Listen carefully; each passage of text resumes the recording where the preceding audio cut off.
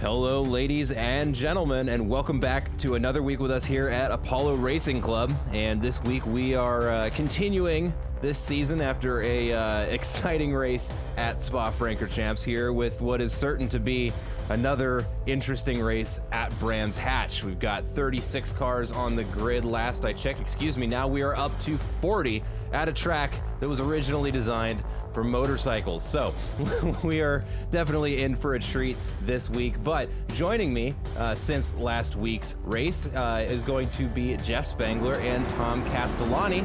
I'm going to need the help. I'm feeling a little under the weather, so these two are going to be running the show today. Gentlemen, how are we feeling?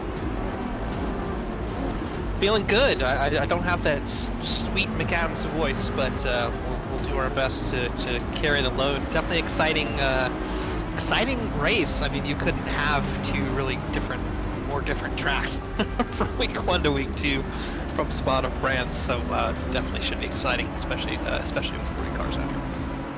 Totally, Jeff. We've gone from one of the biggest tracks to one of the smallest tracks. Yeah, and I'll be here as your token British commentator on one of the many British tracks in Assetto Corsa Competizione. Looking forward to it. I mean, I know it'll be tough for the drivers, but it's exciting for us to be on such a small circuit and still get some really good racing. Alright, and we had a little bit of confusion with getting the server sorted out, and my overlays, you can see over on the side, is showing that the majority of the field has already finished qualifying with 15 minutes left on the clock, but we are starting to get some times across the board right now. Looks like Mattia Porta is going to be in P1 here with a 1:23.605, which is going to be quickly taken away there by Shu Will Spin, and then Alex Arduin. So we are already starting to see some competitors for first place with some very, very competitive 123s across the line. And that might be setting the tone for what the race is going to look like. During the driver's brief earlier, we were reminded that this is not Spa. You know, we're not talking about 2-minute 18 to 2-minute 23 laps. We are looking at almost a minute shorter, and with some of the incidents that formed from lap traffic last week, there were some extra reminders handed out during that driver's briefing that, hey, this is a short, narrow track. We're going to have to behave ourselves. And some of these faster drivers are just reinforcing that that is going to be a factor in today's race. Absolutely. I mean, blue flags are going to play a part. You know, for the lead drivers, getting through the lap traffic is going to be somewhat of a challenge to them. And it may well improve the quality of the battles to some degree as they yo-yo back and forth, and obviously there'll be battles going on up and down the field. So we've said it a million times, a blue flag doesn't mean rollover, but it does mean try to let the leader through if you get the chance. Yeah, very harrowing pit exit here as well. So both in qualifying and during the race, definitely want to pay attention. Hopefully there's not going to be any incidents there, but it just kind of dumps you out into that very exciting turn 1 that we have here at Brands. So definitely something to keep an eye on. Yeah, Paddock Hill is really unique, I feel. I mean, at Spa, obviously you have elevation playing a big part on an uphill corner or series of corners, and here the downhill into a dip and coming back uphill, it makes it something special. It's very challenging to get the braking and speed and just to get that corner right. Certainly in GT4s earlier in the week it was tough for us.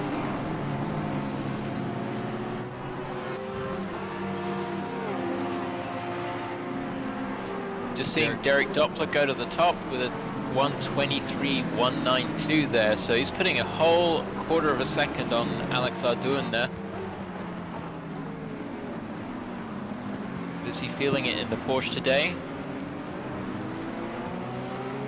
It's got a DC liveried Porsche, paying tribute, I'd imagine, to Ken Block.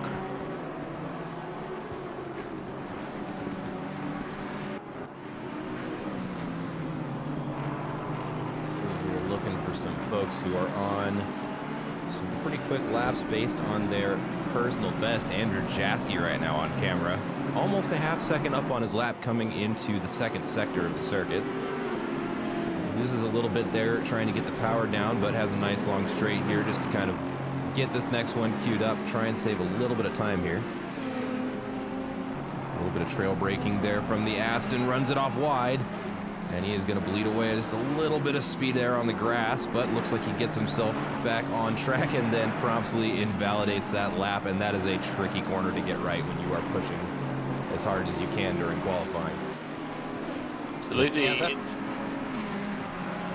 well, I was just going to say that whole second sector, it's all momentum. You know, you lose a little bit on the front end, even going onto that long straight coming out of sector 1, and it can really mess up your lap, and it's just so hard to get right.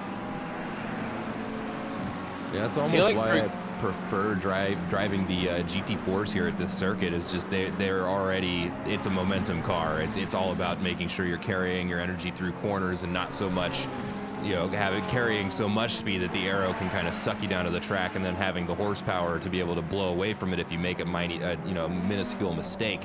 Whereas in these GT3s, you really have to get it exactly right. Yeah, for a good lap here, I feel like you're constantly flirting with the boundaries, which in many instances aren't curbs. You know, it's straight grass.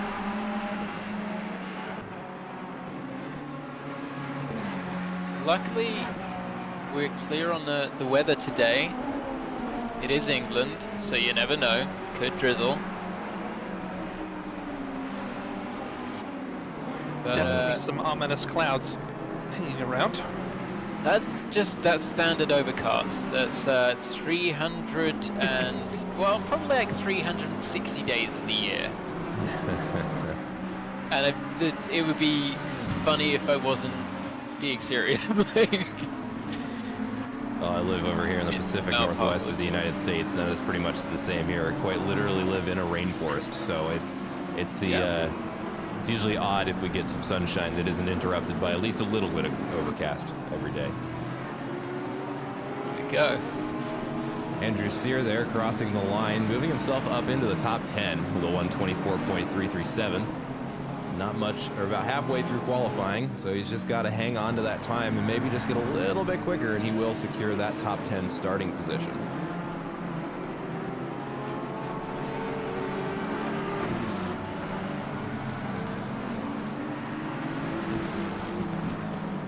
Ooh, Shuffler with a big invalidation through sector 2. He was almost 3/10 up, but ran a little wide through.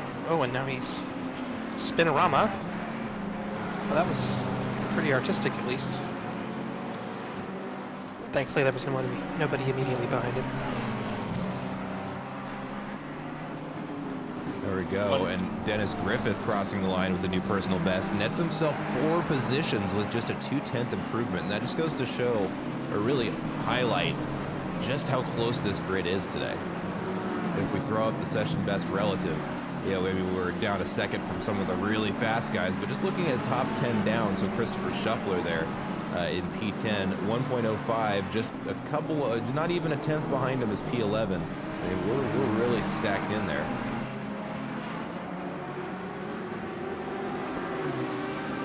Going to be tight for sure. One big mover we saw last race was Chris Judkins. He's sitting in 23rd place at the moment with the Audi, so it'll be interesting to see whether he can pull out a bit more time. He's actually 9/10 up on his current best. See where he brings it home.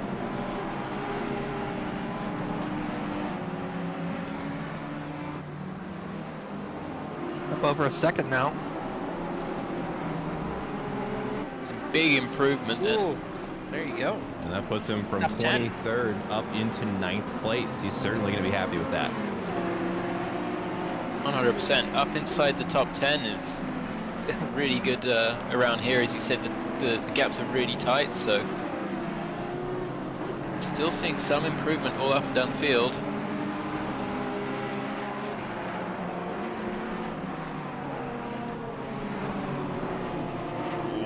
that's a rough spot there to go just a little bit inside, and we can see there the Ferrari we've been talking about really doesn't like to have the balance upset, and that is just goes to illustrate that point. All it takes is one little bump that it doesn't like, and you are out on the dirt. Yep. GT3 car with no suspension.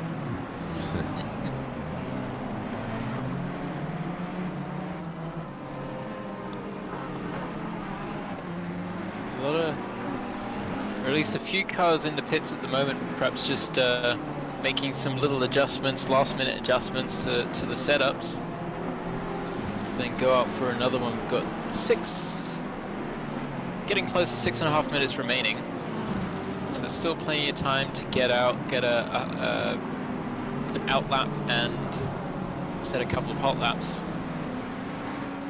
I did just take a peek at Judkins as he was coming through sector 3. He was 10th and a half and up and ran into some traffic, unfortunately, so he had to scrap that improvement. Well, we can take a peek at that here, looking at the track map. Ooh, there, as we see a Porsche try and drift around the outside there, but you can see just how crowded this track is with almost 40 cars on it.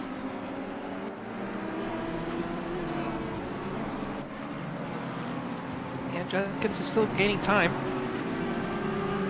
And he's about even now.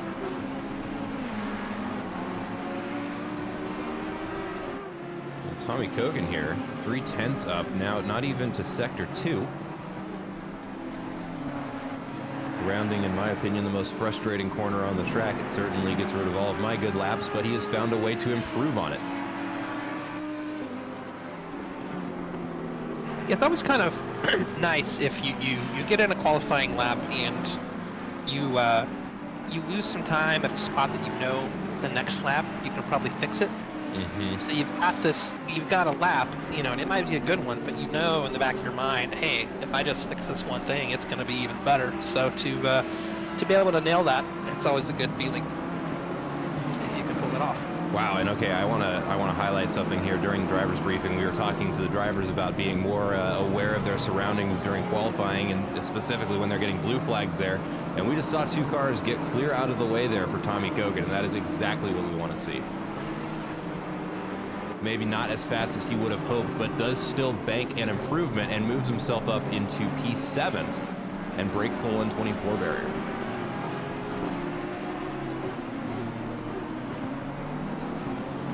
Alva's coming across the line behind him, also posting a bit of an improvement as well, moving up into 8th.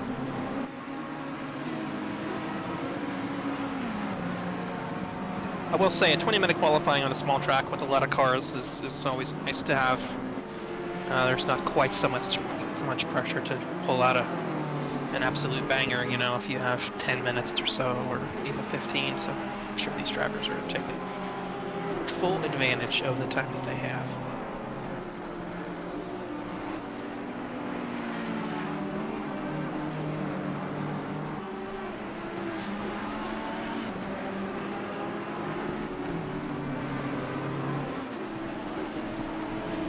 Cycling through, and looks like you're already watching Eiston here.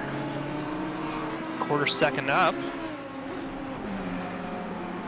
See, it approaches the final turn, always a very important one here. Looks like he negotiates it pretty well, staying about even. Currently 18th, and moves himself up into 14th place with a 124.3.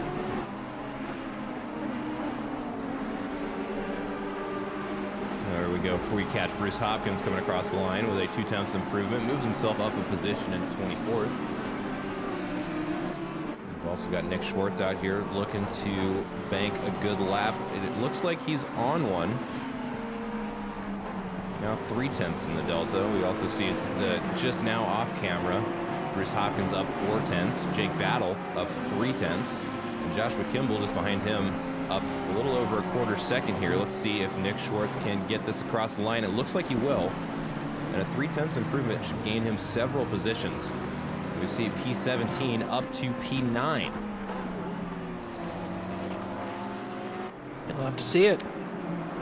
So keep watching Hanglin. He just teleported back to the pits again. I've cycled through and seen him about 3 or 4 times. Unfortunately, he's in 34th right now and just can't get a clean lap either through a little mistake or through traffic.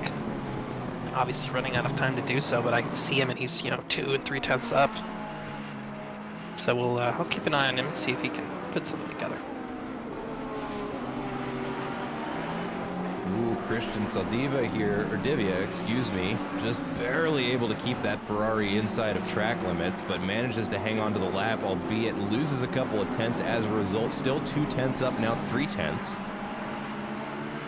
And just 2 more corners to go here. And here we go, rounding the final bend. Ooh, and it looks like a rough exit there. He might fall out of the green by the time he crosses the line. Let's see. It actually looks like he has just tied his best time of a 126.132.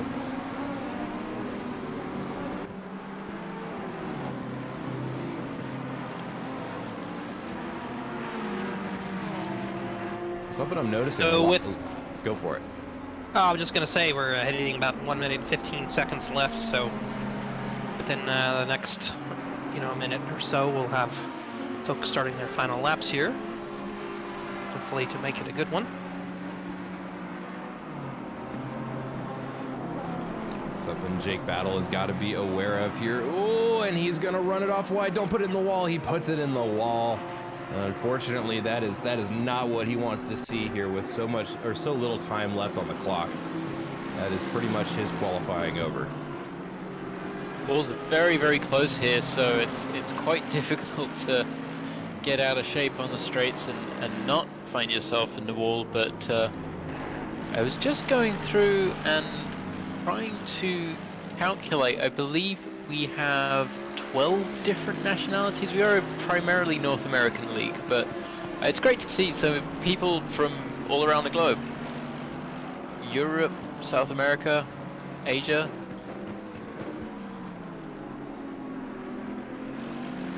Let's see here. Yeah, that actually, now that you mention it, I hadn't been paying attention to that, but you are absolutely right. All right, time has expired. It looks like number 21 of Saldivia will be our last car on a valid lap.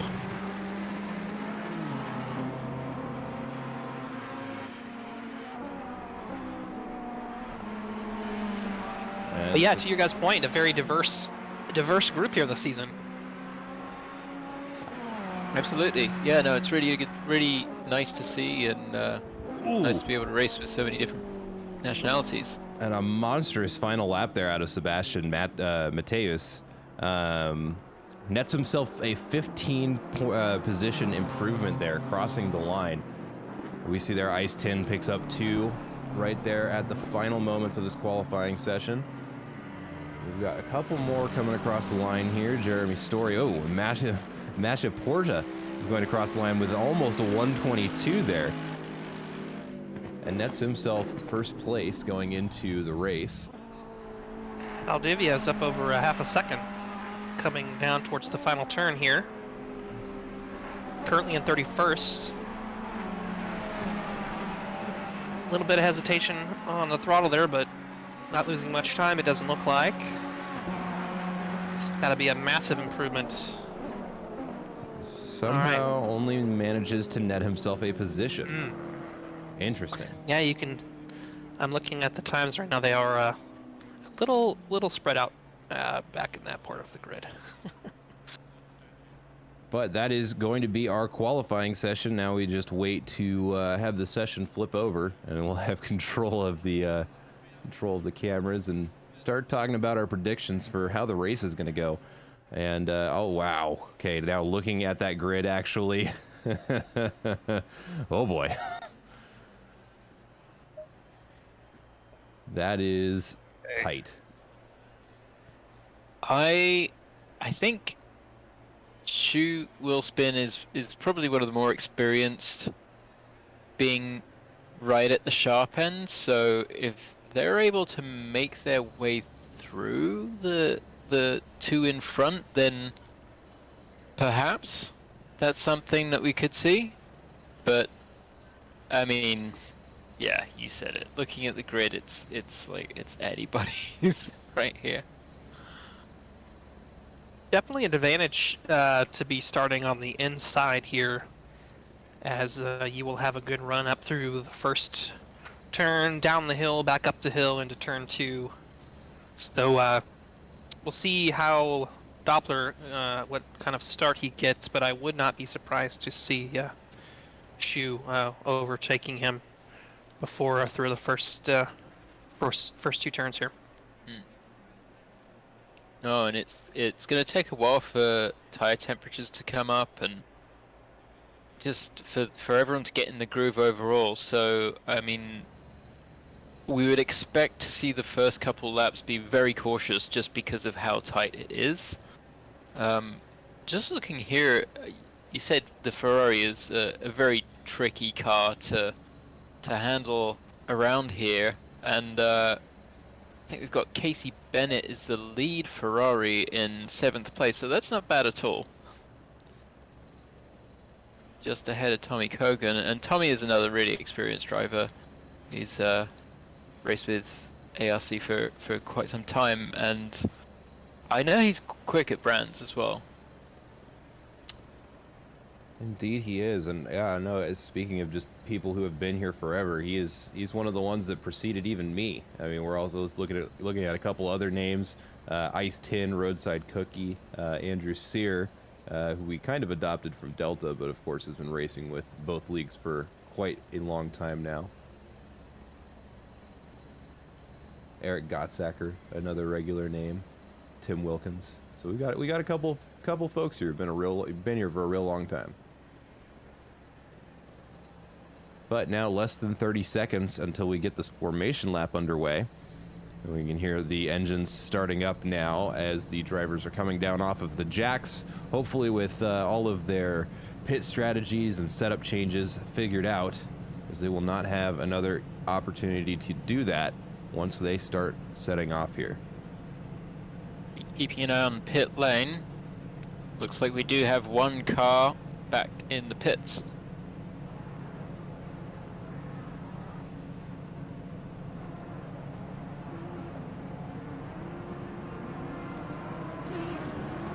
Checking the weather here, it's only showing out to 15 minutes. Is that normal? I thought it would usually go out to 30. Yeah. Let me take a look here. No, I see that. I see current 5 and 15 minutes. That's interesting. Yeah, very interesting. Not a lot of wind, although I'm not entirely convinced that, wind speed is an indication of how weather's going to move in. I know that this game has a pretty advanced weather model, especially compared to some other titles, iRacing, which I just recently learned doesn't even have rain, which is just mind-blowing. Yeah, it is. Yeah, they're going to implement rain this year, apparently. So. Yeah, we've also seen, excuse me, that sophisticated weather model bite us recently. On Sunday night, Delta Racing League had a race at Donington Park. Well, that is the wettest track I've ever seen the game not call flooded. Yeah, I didn't even bother checking. It was a bit of a mess. I was driving the Mercedes and was still trying to make do with like TC5 and 6, and it was just like a slip and slide. Then I discovered TC8, and that helped a little bit. But it was nothing if not interesting. Interesting, it certainly was. Which is, I think, what we're going to be facing here, rain or shine. 40 cars at Brands Hatch Circuit. It is certainly going to be. The drivers are going to need to be on top of their game. It's very easy to accidentally put yourself in a position where really nobody can win. Actually, as we watch Christopher Shuffler round that corner, that is one we'll be having our eyes on, I'm certain, several times today. And look at that, our formation lap's already done. Like, we already have cars getting in double file here as we get ready to start the race. Mattia Porta on the inside, definitely going to be in a good spot to hang on to P1. I think your prediction there, Tom, that Shoe Will Spin is going to have a good run on Derek Doppler going into turn 1. I think that is probably what we're going to see. But we will have our answer to that here in just a moment as the drivers round the final corner and we get ready to start this race. I want to say a big thank you to anybody who has tuned in thus far, and we hope you enjoy the broadcast. It is definitely going to be an interesting one, and now we are just waiting for the lights to go, and there we go. The green flag drops, and we get this race underway, and a great start there by Matty and Porsche up there in the front. Derek Doppler on the outside. Shoe Will Spin trying to find his nose in. It looks like the Porsche able to carry enough speed to stay out in front of him as we go into turn 2 now. It looks like almost contact between that Mercedes and Shoe Will Spin, but they managed to avoid it there over on the right-hand camera there. Ooh, we've got a little bit of, and that's more than a little bit of contact there. Unfortunately, that is going to be a Ferrari facing the wall. But it looks like the front runners more or less keeping their noses out of too much trouble. And we see another yellow flag there in turn 4. Yeah, a couple cars off his steer. Yep. I had my camera parked up at the top of the hill. They were cleaning through turn 1 at least. It does look like Shoe Will Spin has gotten past Doppler. I didn't quite see the nature of that pass, but it happened. Eiston has dropped back as well as Alves, so both having a slightly rough first lap. Jeremy Story able to get out in front of Derek Doppler, who started in P2, up 2 positions already from his P5 starting position, and he definitely has some company that is eager to take that away from him as they round the final bend, and that is already a lap of Brands Hatch done, ladies and gentlemen. I mean, for perspective, nightmare is not over for Doppler here. No, it is not, as we can see there. Alex Berlin going for the gosh. inside. I think just off camera there, we barely missed a huge collision there. And let me see if I can get the oh my goodness, I can't even get my camera on him. He's just losing positions because he is parked. There he is. Coming together there.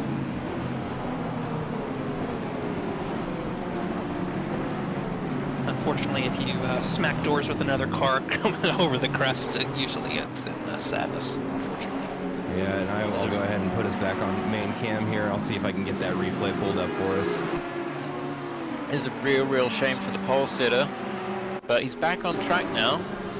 So Derek obviously just taking a moment to get the car started again, and we'll see what he can salvage from this race, because, I mean, the laps are short.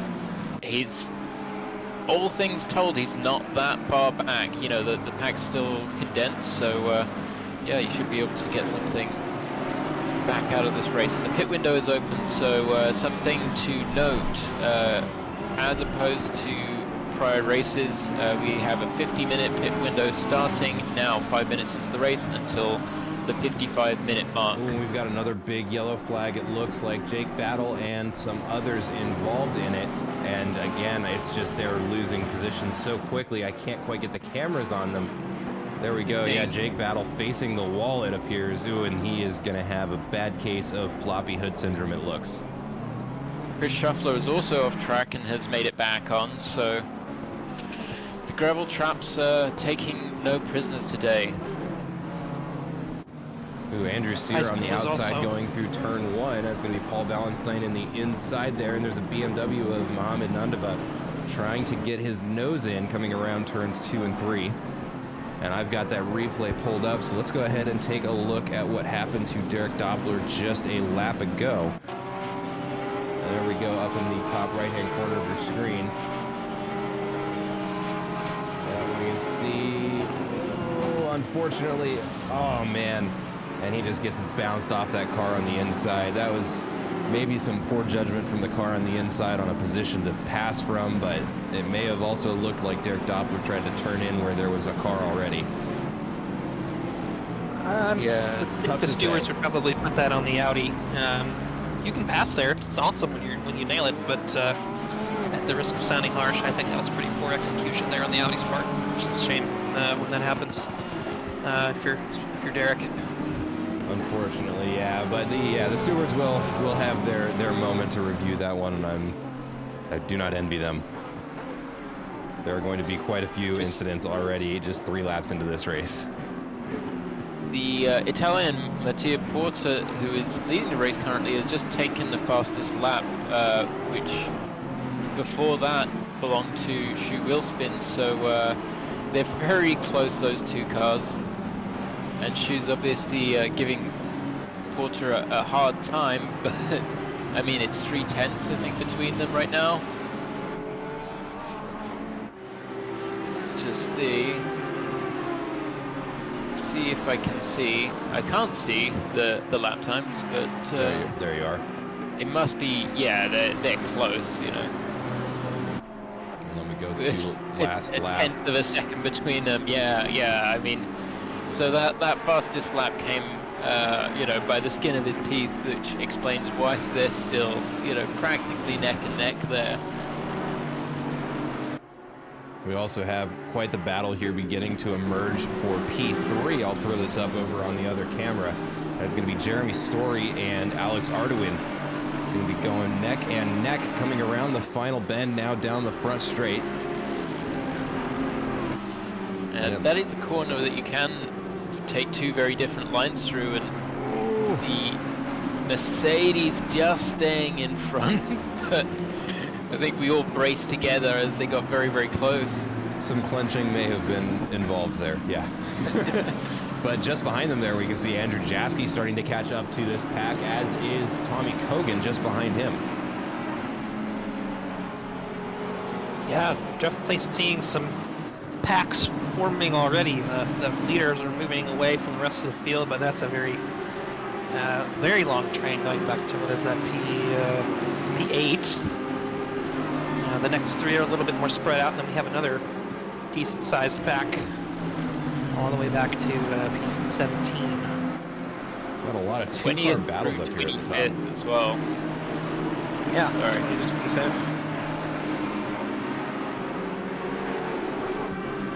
Let's take a look back here at Alexander Barnes. Has a McLaren right up his inside there. Runs off a little bit wide. The BMW going to lose some speed now, too wide through this corner, and that is going to be... I was going to say an easy pass for the McLaren. Does look like he does come out in front, though. Hell, the BMW really didn't want to turn down there. He knew if he started heading towards the apex that it could mean trouble, so... Oh, but look at this going into turn one. It looks like they sorted it out before they got there. The Audi, though, right on that rear bumper of the AMG coming up into turn two. Audi needs to be careful. Ooh, argy-bargy there. Just gonna say, he needs to watch out from Aston behind him, and he let him know he was there. Ooh, and a drive-through for speeding in the pit lane goes to car number 43. Who is that? Let's see, car number 43, that is going to be Mahanda Nandaba.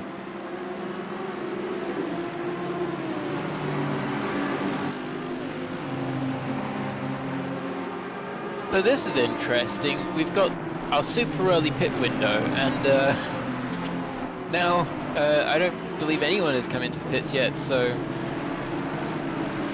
obviously the advantage of that is that if there is damaged cars early in the race, they do have an opportunity to repair without taking as big a hit, because frankly, actually, no, sorry, I'm lying completely there.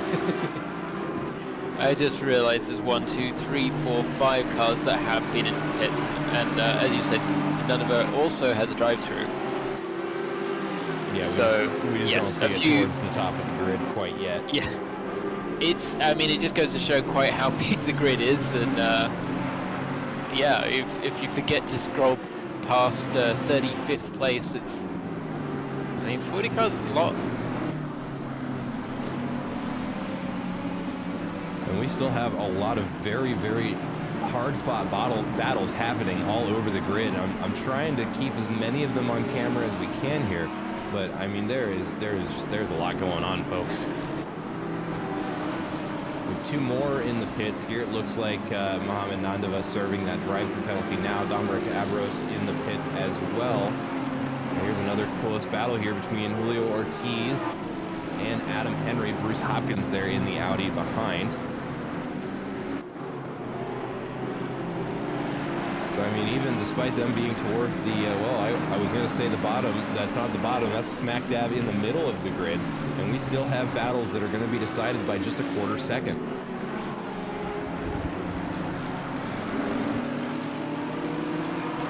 Currently not being decided by a quarter second is our battle for first place, as Porta has put a little distance between himself and She Wheels there. We've got some yellow flags here. Let's see, I'm trying to get them on camera. Sebastian Matthias there, or excuse me, Mateus. Looks like he gets it sorted out before I can get the cameras on him and goes into the pits. Ooh, that's a hairy spot to try and pass, and that is exactly why. The Ferrari of Mateus Alves there into the back of Paul Wallenstein. And it looks like they're both going to lose positions as a result.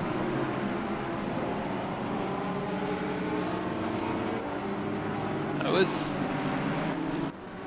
in a way, Paul got off sort of lightly from that. He obviously would have sustained some damage, but was able to get it pointed back in the right direction. So beggars can't be choosers. If you're gonna get hit, it's nice not to get completely spun, but you won't be happy about that in the slightest. I'm sure the car doing hitting there is like, no, keep going, I've got you, sorry about that. I didn't mean it. I don't know if I'm the only one who has intentionally just tagged someone on the nose after starting to turn them around to like try and get them pointed back. I can fix this. I can fix this.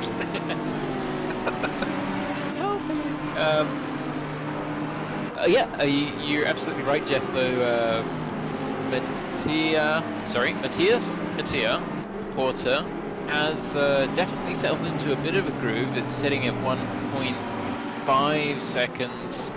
The gap back to Shoe Wheel Spin, which we saw last round, is not insurmountable just in the pit stop. You know, if you have a really good pit entry exit, the entry more so, as we see McLaren off track, and I was a little bit concerned that it was going to lose control into the racing line, but luckily that driver did a very, very good job. There we go. Adam Henry that was getting back on track. Great move there on the outside of the final corner, just manages to carry a bit more momentum than the other cars. And is able to slingshot his way out in front there. Ferrari goes off a little bit wide out into the dirt.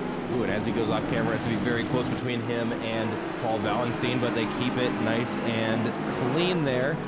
But he is going to end up losing that position. And we've got another yellow flag back just the exit of turn one. Looks like the car of, Buffalo. Yeah, it has gone off wide. Doesn't look like contact may have been the cause of that there. We see Paul Wallenstein barely find his way back out on on the track there. And this pack here in the middle of the field, this is the action that we were hoping to see here at Brands Hatch. We've got the first blue flag. So yeah, the car of Chad Healy not holding up the leaders at all there. So but that's, I mean, we're how far into the race? We're not even 15 minutes into the race, and we're seeing some lap cars. So that could really play a part in the lead race here. So we have another Ferrari off track. Yeah. Meanwhile, Paul Wallenstein making his move. It looks like. Julio Ortiz on the inside. There you go. Yep. I think I'm used to seeing Paul in the Porsche, so I saw that too. And he just flashed his lights at him. I'm not entirely sure what he was unhappy about there, but you know, as a driver, it's easy to get unhappy about just about anything. Do you, Jeff? You like to use the flashes as the distraction? I know that's a tactic that it's used in real life GT racing. No, not as a distraction. I think it's kind of hokey then too. I mean, so many of these cars, it actually might, you know, some of these cars don't even have a mirror that have a camera. I could see how I could like blind the camera and distract them a little bit, but they're probably not looking at it anyways. But no, in a game like this, the lights are so relatively dim that it's really not a distraction. I do try to use my lights just if I'm maybe gonna do a little bit of a stand, or I just want to make sure a back marker knows that I'm going down the inside and go for it. No, I try not to be too rude. You never want to make too many enemies on the track. And Paul Valenstein there into the pits now. Bruce Hopkins was getting right up on the behind of that Porsche, so maybe a tactical decision there from Paul Valenstein. But we are also about 15 minutes into this race. Maybe not too early for some cars to be considering a pit, but definitely an early time to pit to be sure. Yeah, the extended pit window is nice for folks that get caught up in some damage, but it really doesn't change strategy that much when a tire change is required. You want to ideally split that as close to 50-50 as you can so that you don't have awful tires at the end of the race, or stay out too long on your first set there.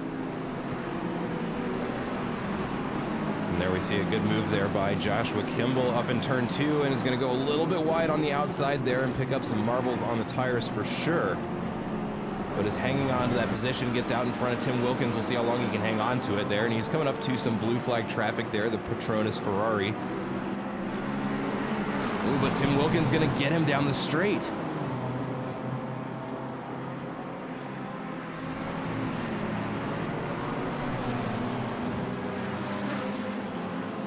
And now they are sandwiched in between the black traffic here. Is this either going to be a recipe for disaster, or is this going to be our example of how to handle this situation? Oh, and Joshua Kimball loses the back end. Unfortunately, he does narrowly avoid getting collected by that BMW, and now just has to try and find a safe way back out on the track, and it looks like he finds it right next to race leader. I was gonna say, it was looking quite busy on the track there just as the leader was coming up, and now She Will Spin also has to make his way through, so tight stuff. It's the old game of back marker roulette. You never know what you're gonna get. I'm just noticing that the Aquamarine Racing teammates, Kamil Novak and Dominic Ambrose from Germany, they both decided to start from the pits. I'm just wondering whether there was a strategy at play there, if they thought they would be safer starting from the pits, if in case there was any carnage on the opening lap or two. Now sitting 31st for Kamil and 37th for Dominic, but they have taken their pit stop already. So Battle for 5th is definitely heating up here.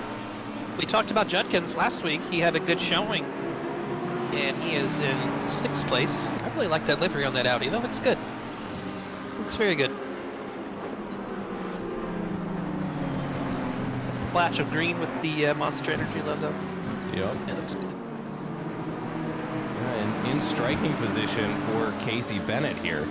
And really all it is going to take is one mistake from either of these drivers, and they are either going to hang on to or gain a position here. But right behind Christian Judkins is Andrew Jaski, who is eager to continue to make positions up on the board.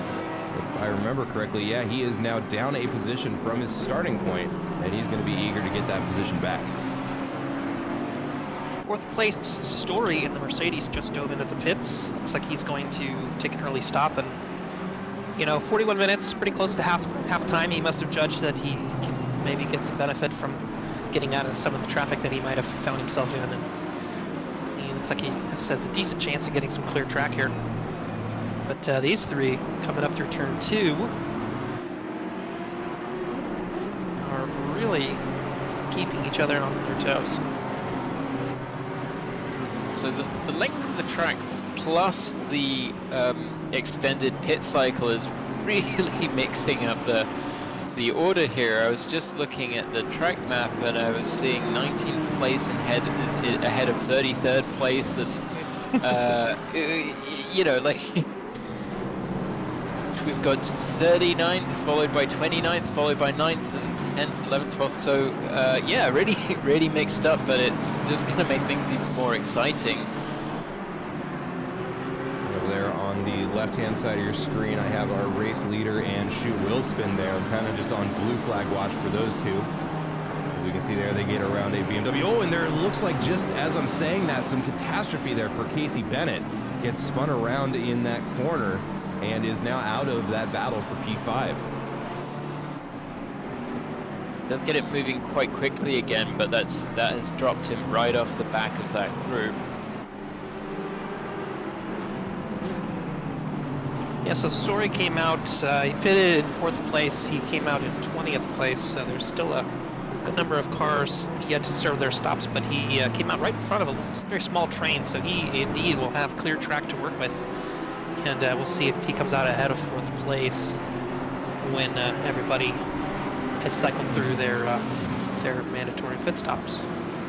And around turn 1 now, we saw a great move there by Andrew Jaski. The Audi of Christian Judkins loses a little bit of energy going out wide and trying to keep it on track, and Jaski was right there to capitalize on the mistake.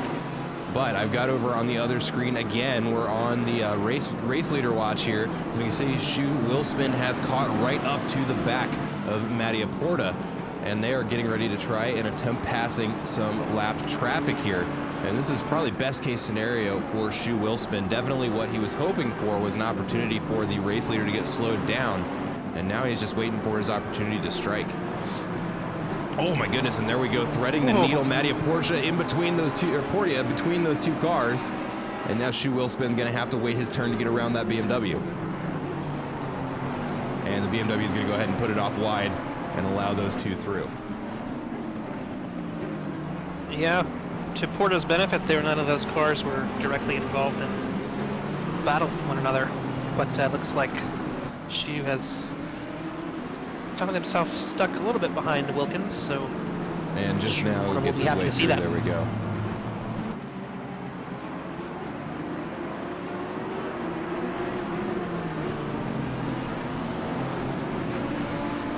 Bit of an interesting battle going on just a few cars back here. We'll throw it up to the Helicam. We've got almost a 6-car battle for 9th place behind Roadside Cookie, and the Audi gets a little bit of a bump there from the BMW of Louis Benara.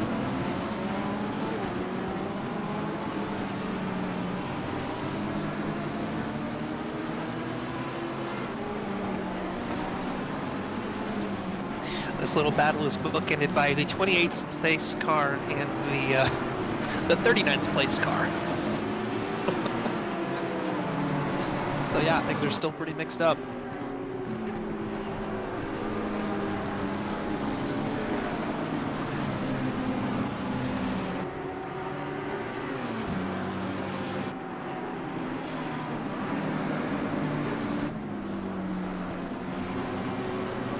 Watch here, Cookie continue to get closer to blue flag car, and will be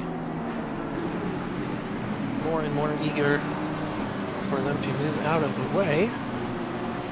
It looks like he's not gaining too much.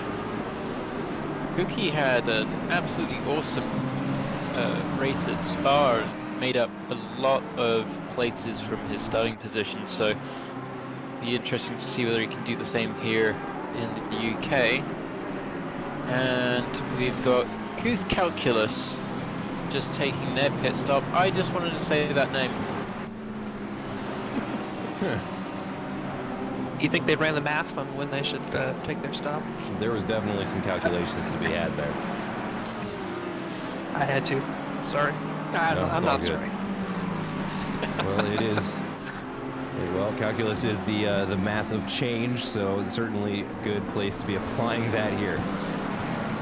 Joshua Kimball here, we can see snugging up behind the bumper of the Ferrari in front of him. It's going to be Abraham Hinojosa. And now who is that behind him? I recognize that Ferrari. It's Casey Bennett. That's Casey Bennett in 8th place, yep. Yeah, so this is where it becomes difficult because Josh obviously doesn't want to give up a whole lot on his battle, which he's had to do now in order to let the leader through, but there was some hesitation And now he's right back onto the tailpipe of the Ferrari ahead. It looks to be carrying a little bit of damage, trying to look around the outside of Paddock Hill Bend, which is unusual. Just trying to get a clean line there. In his Lexus, following smoothly and neatly around turn 2.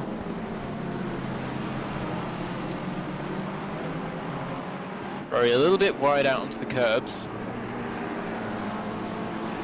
He can get a good run through here.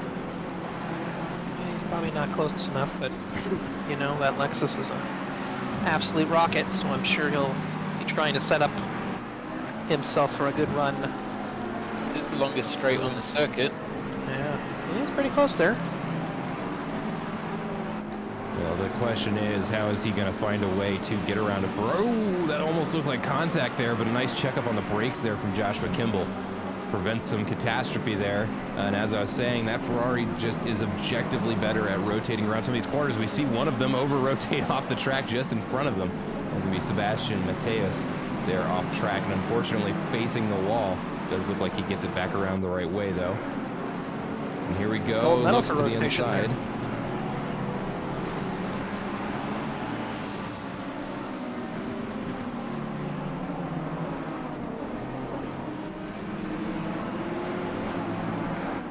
We also have a battle for P10 beginning to develop as Andrew Komisarov dives into the pits. Let's also take a look. We've got Bruce Hopkins and Eric Gottsacker here for P21.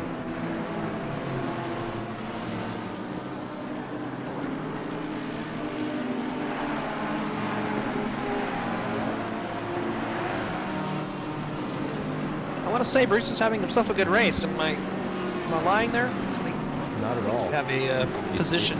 He is up 4 positions since the start of this race, at least according to my overlay. No, not bad at all. And if we go ahead and we'll take a look away from the race gaps here, look at position delta, get an idea of where everybody is kind of sitting so far. Of course, not everybody having served their pit stops yet.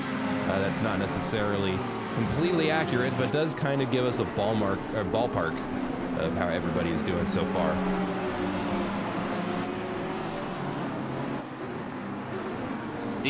And I guess Derek Doppler being the former pole sitter, or the pole sitter, that took quite a few positions, dropped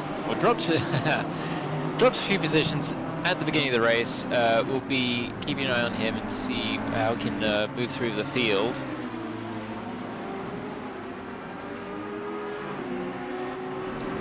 And just to go back to what we were discussing previously, Cuthbert Calculus is a character from the Adventures of Tintin. Professor Cuthbert Calculus, that is.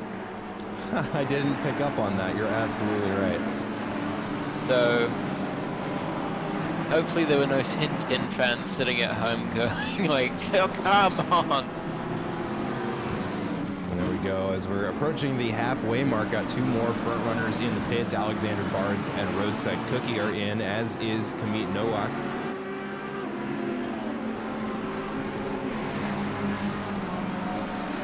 As we were talking there, it looked like it was getting a little hairy for Kimball and Wicks making their way through some back markers. Ooh, let's see, are they? No, they are not on the same lap there.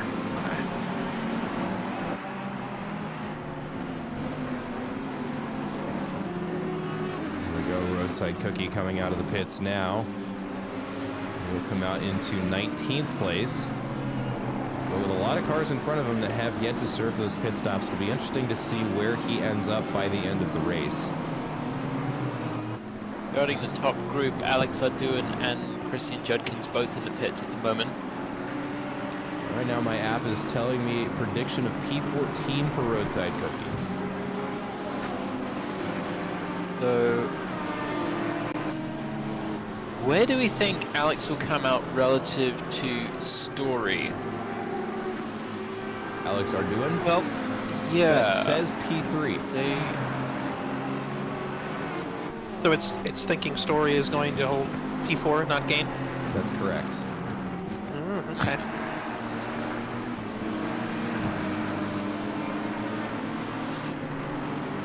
there's a better way for me to display that on stream, but... They are, well, I gotta say, Alex has come out right ahead of story, so, and we have it on screen now, so Alex is gonna take a lap or so to get his tires in. I mean, they'll have come out of the blankets, but we'll have to see how his outlap is here, because he's receiving a lot of pressure from the Mercedes. On the flip side to that, of course, is that Story has been on his new tires for a little over 10 minutes now. So I would expect Arduin to have the advantage as time goes on, because his tires will be that much fresher. That is true. And they should more or less be on the same fuel load as well, so it really is going to come down to whose tires last longer. I don't know, I think it's all head games at this point. Obviously, Story will be trying to stay very broad, and it is a big car in the rearview mirror, that Mercedes. It's moving across track. Trying to keep a somewhat defensive line, entering the corner.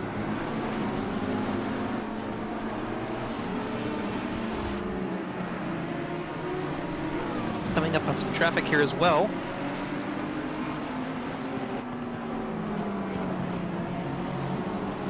Well, this is where things get interesting for these two. But it is so mentally taxing having to focus on not just losing the guy that is behind you, but being able to get around these cars safely. You see the Ferrari there almost coming all the way over to the left, but manages to stay out of the way. Ooh, the Mercedes overcooks it, and that is going to give Arduin the relief that he needed.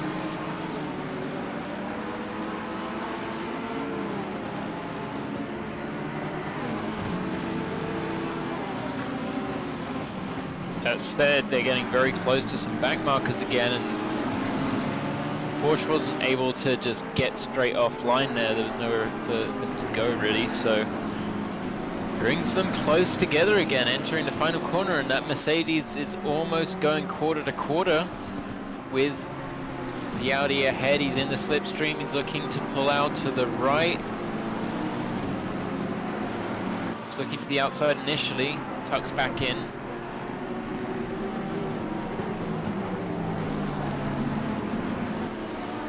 Now they've got a McLaren ahead. It's another lapped car. It looks like he'll get out of the way for him. Yeah, well played. That's a tough spot. Andrew Jaski now into the pits, currently sitting P3. Let's see where he is predicted to come out in P5. So going to lose about 2 positions there. And that about checks out, about a 30-second gap to Alex Arduin.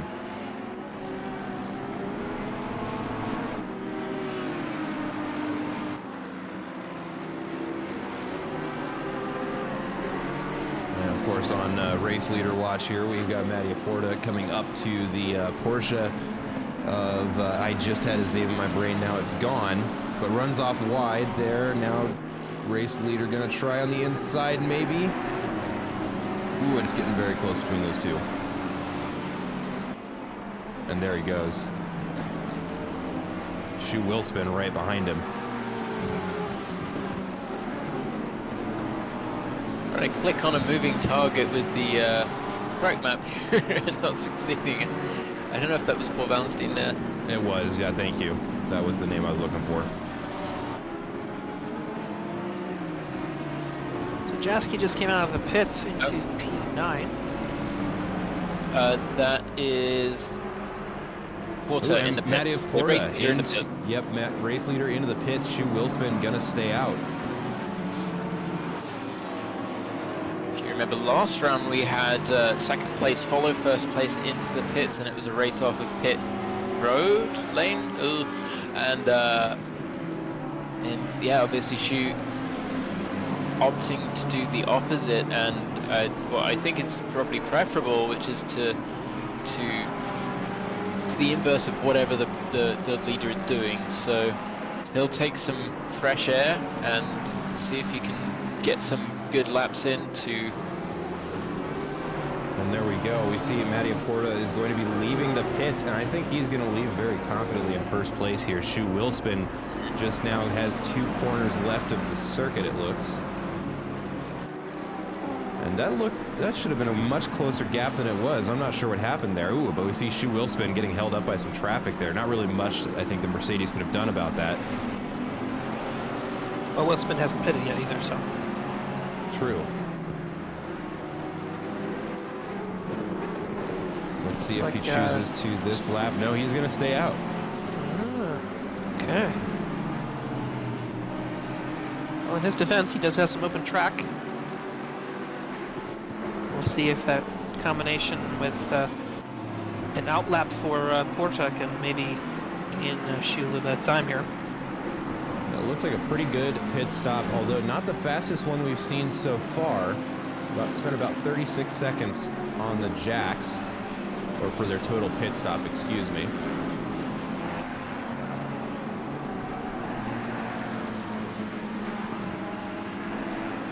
And car off at the start of sector 3, Tim Wilkins there. Looks like he's going again. See if Shu likes to pit this lap. But he's got a ways to go.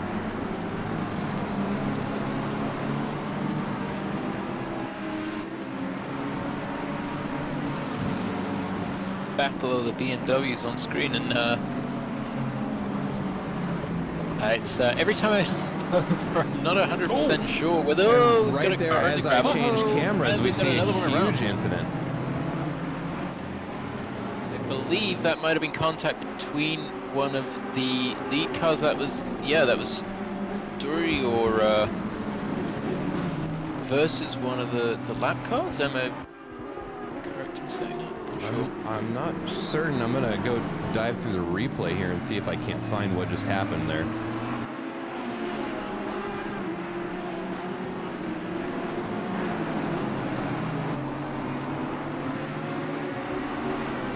One of the last remaining cars, Teely, I'm gonna guess, maybe?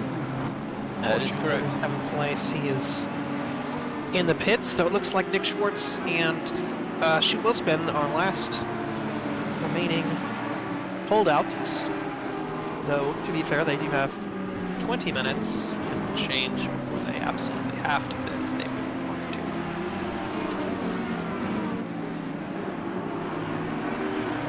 Just saying before, it's very difficult to know now who's on the same lap and who's not and who's battling who, but we're gonna do our best. All right, and I've got that incident pulled up here, and we'll go ahead and put that up in the corner of your screen here. And it just looks like, I mean, that is a recipe for disaster waiting to happen here. We've got a car trying to get around on the inside. Ooh, and that looks like that blue car there turns across, and then a little tap into the side of a Henry there. Gets him spun around and unfortunately parked on the outside. Yeah, it's just 4 cars trying to get on one piece of tarmac. Does not work, unfortunately. Especially on a part of track where you got to be brave to try and fit 2 cars through. Absolutely. Now looking over at Derek Doppler, progressing, he's made his way up to the back of Jan Stam, so he's in 19th place and currently vying for 18th place from his fellow Porsche, but know that we have on screen another battle going on.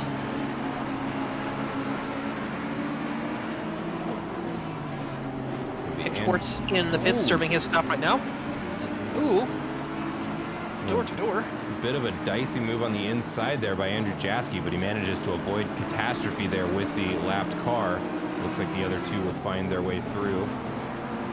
And still out on track is Derek Doppler, who we saw very early on in the race, just got unfortunately put off to the side in turn 1, and Shu Wilspin. Yeah, so Nick Schwartz is in the pits and will be leaving momentarily. And we have looking not at- seen a single penalty, so that's really good. Ooh, and it looks like we get a disconnect there as we see the entire grid move up and down positions all at the same time. And looking at my predictions here, it looks like Shu Wilspin in clean air might have gained himself a position here before the pit stop. There we can see a 56-second lead on Mattia Porta. It is saying he will leave the pits in P1. Yeah, Shu really pushing. Maybe he's gonna try to go right to the end. I mean, it is an extremely long pit window versus what we're used to. So, and often the leaders will try to go as deep into the pit window as possible, as we see the calculus in the wall. See if we can get it going again. Oh, he's gonna have it towed back to the pits. Back to the pits. Not adding up for him today.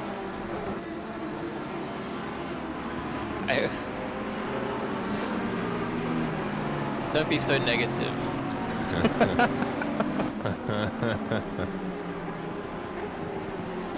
So we actually have Benora in the pits as well now, and as well as Shuffler Battle. I think they've been in the wars, womp womp, and yeah, this I mean, Benora's car particularly looks heavily damaged. So I don't know if we can do a replay of what went on there, or whether it was a multi-car incident. Let me take a look here. See if I can't find when that happened. Meanwhile, Schwartz coming out in P5. Looks like he's still getting up to speed. We just saw there on the big screen, heavily under fire from Andrew Jaski, who's been slicing and dicing his way through the field. It seems like he's been involved just about at every turn. So, looks to be the closest battle on track at the moment. I gotta say, guys, I'm honestly surprised that Shu Wilspin was staying out this long. I mean, there's 18 minutes left, and I'm not lying here. You have to change tires, right? So Yeah. I mean, he's gonna have the freshest tires in the world at the end of the race here, at least. And not much fuel load here. I'll pull up the replay here. We're on board with Louis Benora, and it looks like he overcooks it around the corner, and then on the grass is just unable to stop the car and goes right into the barrier, and there we go. Floppy hood syndrome. Yeah. So it could be that we had a few incidents simultaneously, sorry.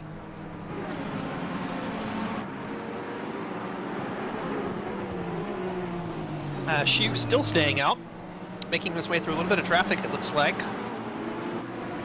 Oh, and we got another incident there. Ambrose. Oh, that car is in the middle of the circuit as well, in a very precarious position.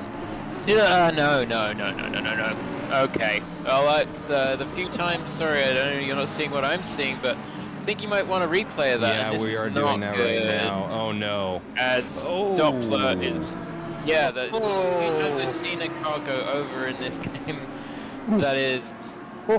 Yeah, have very ill-advised. I don't know if they've disconnected because that car is not moving still.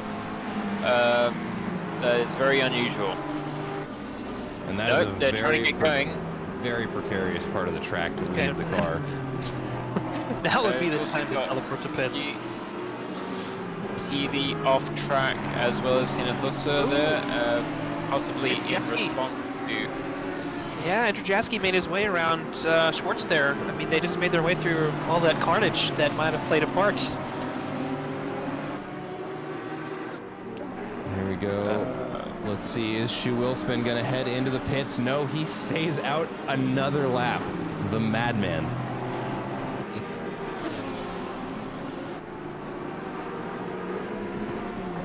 And he is still putting down better lap times than Mattia Porta. Last laps from Mattia Porta, 125.5, and Shu Wilspin, despite having 31 laps on those tires, does a 124.9. Yeah, Porta with some clear air now. That BMW still on the track. Oh, he's pulled off to the side. Yeah, of the track now. Barrier, but interesting that it hasn't been towed back.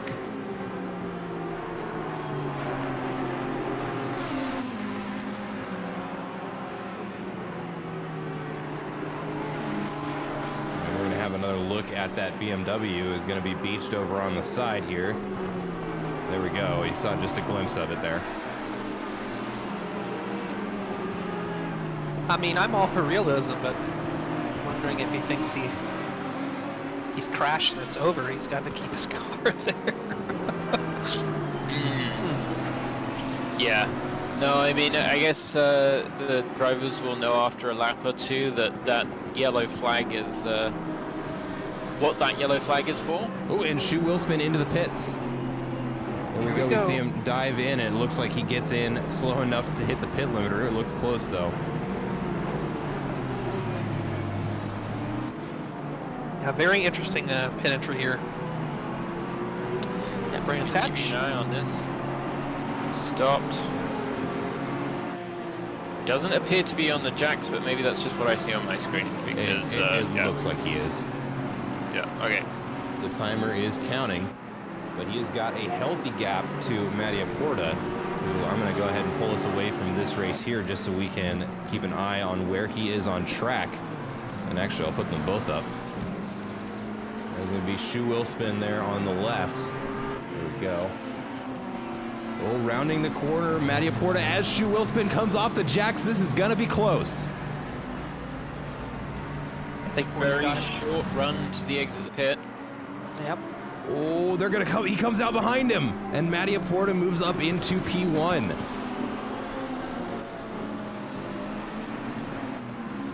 And what were we?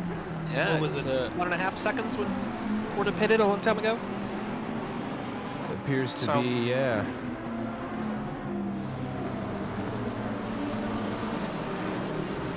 We'll see. He's, like I said, he has incredibly fresh tires, so we'll see if he can start reeling in Porta here with just a little less than 13.5 minutes. We are inside the 15-minute mark on our weather widget here, so it looks like we are not going to have any rain today.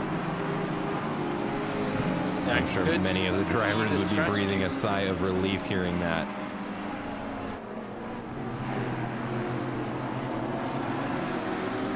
We see Louis Benara there off wide. That does allow the lead lap cars through.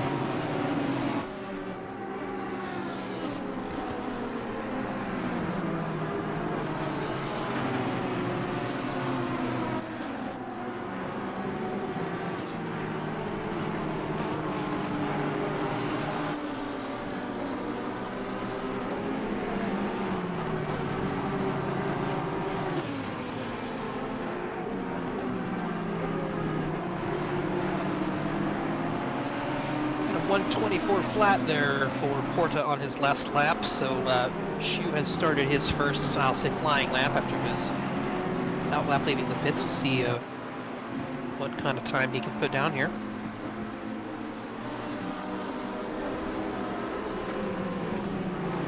Let's take a look over at the battle for 11th right now. Keith Brown under some pressure from another McLaren just behind him. Going to be Dennis Griffith at the wheel.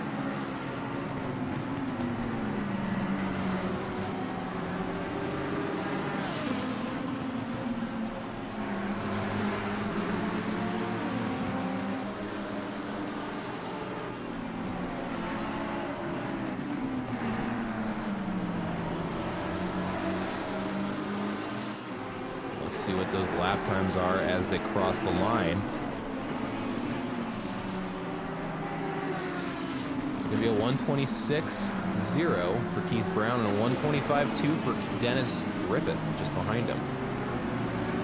Yeah, Griffith closing quite comprehensively here as Brown goes a little bit wide and makes a really easy pass. Now, I happen to know that these two are raced each other quite a lot, so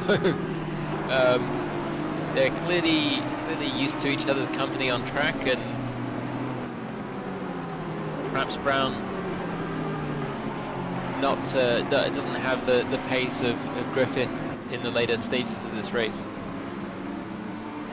Yeah, and it really, I mean, you said exactly, I think the key point I want to make is as we get to the later stages of this race, tire management by the drivers, just their ability to preserve as much of the life of those tires as they can, really starts to be illustrated better here, and we can see that now as a lot of the gaps on the left-hand side of our screen has turned to orange, which means they're inside of 2 seconds, and the grid is tightening back up again. Yeah, I was just looking and seeing 5th, 6th, 7th, and 8th place beginning to bunch up, and this has gone from a 2-car to a 4-car battle just as we enter the last 10 minutes. And we often tend to see that.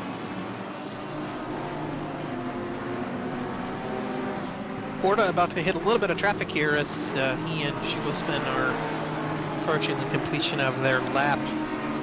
Porta with a 23.5 and Schu with a 23.6 last lap, so looks like Porta still has the advantage here. Well, and one thing I want to draw your attention to is that just a lap ago, or 2 laps ago, excuse me, Schugelspin had a 2.7 gap, or 2.7 second gap to make up, and he is now kind of bouncing inside that 2 second mark. He might be reeling in our race leader.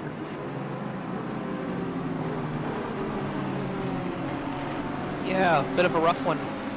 Well, relatively, I should say, a 24.1 from Porta last lap, so she was able to make up about 4 tenths.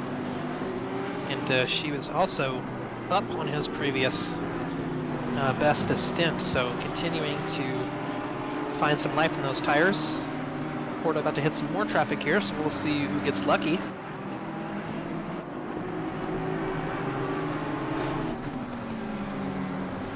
As we all know, Brands Hatch is a harsh mistress, and it's been a bit of a race of attrition. Having said that, we've got 30 runners out of a 40-car grid, so you know, a lot of drivers doing very well to keep on the pace.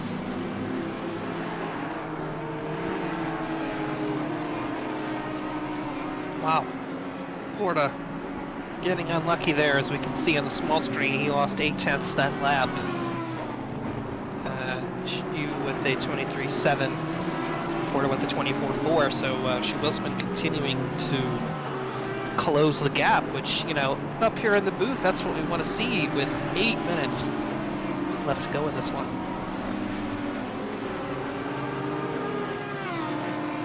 Tommy Kogan here right around fighting for inches against Nick Schwartz here, and well, I'm going to keep both cameras up just because this gap between Schugelspin and Porta is closing rapidly now.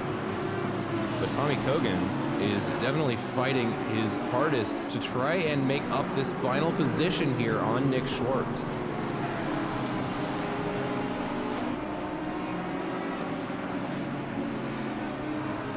Oh, Porta again hitting traffic here. Schu now coming up on the same BMW of Barnes, but it looks like, well, Barnes takes the inside. You never want to do that. Ooh. Oh my goodness. Oh, okay. Right, I'm riding along with Schu right now, and that was, oh, you can see in your mirrors there. Sorry, I was watching on a slight delay, and I think I know what you were reacting to now, because that was closer than one would like. Oh yeah. I might be just a quarter of a second ahead, glued to my screen here. Spoiler alert.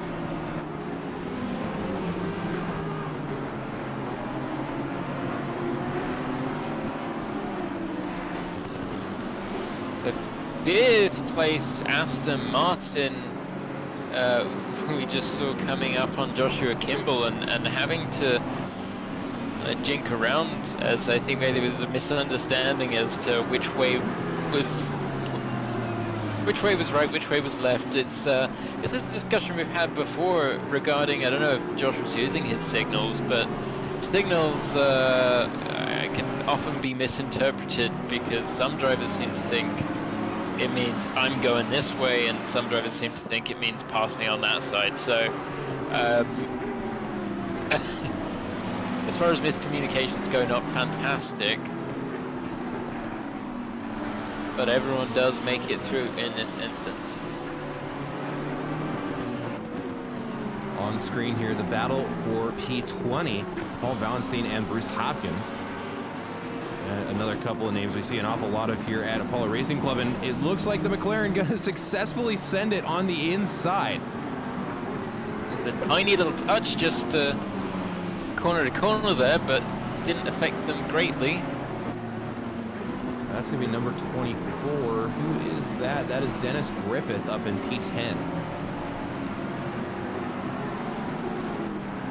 And with only 5 minutes remaining, Griffith might think it's better to just hang back and not get involved in the battle that's ahead and behind of him, if you understand what I'm putting out. But yeah, he's in a good spot right now to just kind of hang on to the position that he's got and kind of ride it out to the end of the race, rather than put himself in a position where he might wind up in an incident that's going to cost him positions of potentially penalty points.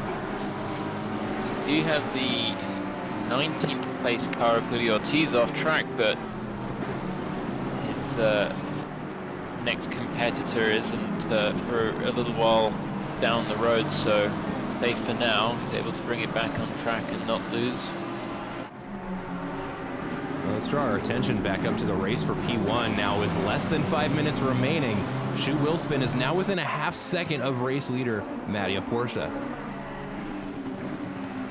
Yeah, she was up 2/10 in parts of that lap, so he's definitely got some time to still gain here. And I would imagine that Porta's tires are much more close to giving up the ghost, so to speak. He is right on his bumper now, heading up through the top of the hill and down the hill. This turn right here is always very tricky. There's good lines and bad lines to it, and sometimes it's hard to tell the difference until you bounce up in the air and get thrown out wide on corner exit. Got up the hill here. Very important to get a good exit, as we said, the longest straight on the track. Peeking ahead, some traffic up ahead for these guys. We'll see how quickly they catch it. Shu a little wide there, having to bleed off a little time. Now for the most hectic part of our lap here. Very quickly up over this hill. Very easy to go out wide. Now, I was just taking a look at a replay here because I noticed that Keith Brown had a fair amount of damage on his McLaren there, and it appears that there was a Ferrari that got sideways in front of him, and he absolutely just catastrophically T-boned them, but he is still in the race, so yeah, it was Jay Battle that had some issues there.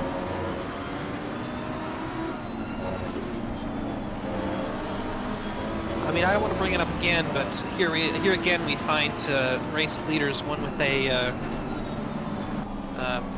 little bit more latency. I'll say a lot more latency than the other car. One would hope that that does not come into play here. But Shu, 2/10 of a second with 2 minutes to go. He's bringing it down to the wire for us for sure. He really is. He is hooning this car for all it's worth. Yeah, I think he lost just a little bit on exit there, and if it's saying that correctly, it seemed as though, at least from what I was saying here, that he got a little bit wide and a little bit sideways. You see some cars just rejoining the circuit. I think that's the battle between Story and Arduin is still raging.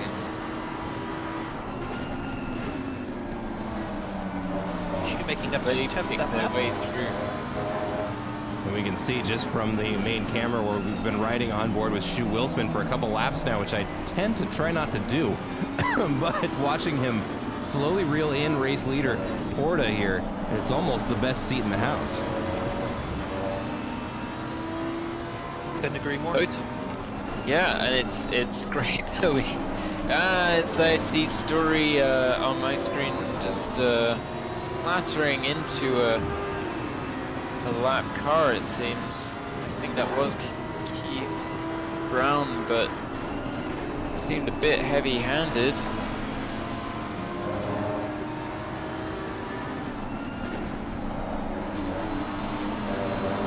We've also got Tommy Kogan just outside of second off of Nick Schwartz. We'll see if he can pull that gap down, but I would imagine with 15 seconds left on the clock, we'll be approaching our last lap here. And this actually may be the final lap. It depends on whether or not they cross the line before time runs out. No, clock's gonna expire. Porta holds on. Flag is out, yeah. And there we go. That is going to be the race over, and Mattia Porta is going to hang on to first place at Xu Chen, barely running out of time, and may have actually been able to get him with just a couple more laps, but that is going to be it. Similarly, Alex Arduin holds on to third place, taking a podium. Jeremy Story going to finish in P4. Andrew Jaski now just crossing the line. Nick Schwartz not far behind him. You can see there with the blinkers on. Tommy Kogan finishing in P7. Christian Judkins there crossing the line to finish in P8. Casey Bennett not far behind, rounding the final corner in P9. And Dennis Griffith going to see if the cameraman, we caught him sleeping. There we go. Still has a good chunk of track left to go, but with a back marker to get around, let's go ahead and just make sure that this doesn't end in catastrophe for them both. And there we go, going to find his way around there on the back straight, now rounding the final corner to bring in the last of our top 10 finishers. And there we have it, folks. That is gonna be the race here at Brands Hatch, and my goodness, what a race it was. Totally. I mean, you didn't know where to look, as always with our races at ARC, and just so much to see, so many battles, so many cars from all up and down the grid mixed up in together, and Brands does not disappoint. Yeah, it definitely doesn't.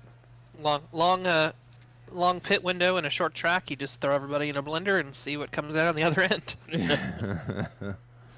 Well, that is gonna do it for this week's broadcast. Thank you everybody for joining us. Let me take a look. I forgot where we are next week. I looked before the race and my brain has just kind of given up and forgotten where we're going to be. So give me just 1 second here to pull it up on SimGrid. Is it Nürburgring? It is Nürburgring. And we haven't been there in a little while here at Apollo, so I'm going to be looking forward to that race. That is a track that I have not seen in a little while, so it'll be interesting to see how our 40-car grid handles that. Of course, that track a little bit better suited to these larger grids, but there are a couple places there, Schumacher S specifically, in that last chicane there, that can be, well, a mixing pot for disaster. But that is that's going to do it for us this week. Thanks again, everybody, for tuning in. If you liked what you saw and want to catch us next week at Nürburgring, make sure you hit that follow button. You'll get a notification when we go live. Try to have the stream going just a couple of minutes before qualifying gets going, so everybody gets an opportunity to get tuned in and start watching the action. So we hope to see you next week. We'll bring as many cars as we can. We might just get lucky and have another 40-car grid for Germany. But until next time, thank you so much for watching, and we hope to see you next week here at Apollo Racing Club. Enjoy the rest of your weekend, everybody.